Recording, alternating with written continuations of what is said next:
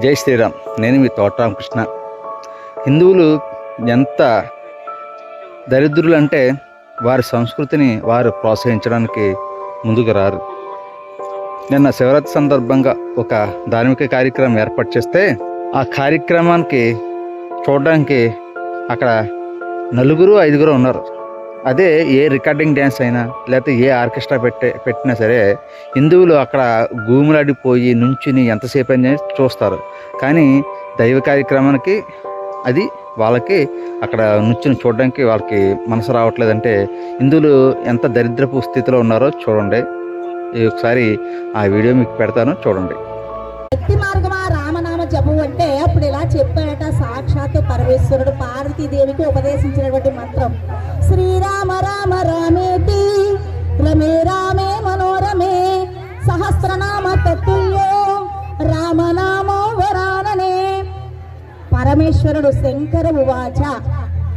పరమేశ్వరుడు సాక్షాత్తుగా మరి పార్వతీదేవికి ఉపదేశించినటువంటి మంత్రము రామ. ఎందువల్లంటే రాసభ్యోచార మాత్రేణ ముఖాన్ని జంతి పద బృహాప్రవేశ బీచ మకారస్తు కవాటవద్దు. రా అనేటటువంటి అక్షరాన్ని ఒక్కసారి మనం భక్తి శ్రద్ధతో అన్నట్టయితే ఎటువంటి పాపాలైనా వెళ్ళిపోతాయి. తిరిగి రా అనే అక్షరాన్ని ఒకసారి అన్నట్లయితే పాపాలన్నీ నశిస్తాయి. మా అనేటటువంటి అక్షరాన్ని భక్తితో ఒక్కసారి అన్నట్లయితే తిరిగి ఏ పాపము ప్రవేశించదు.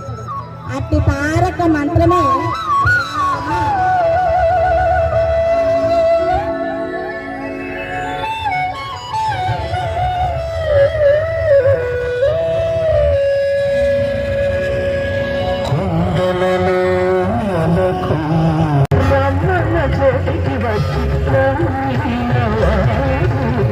కొండలలో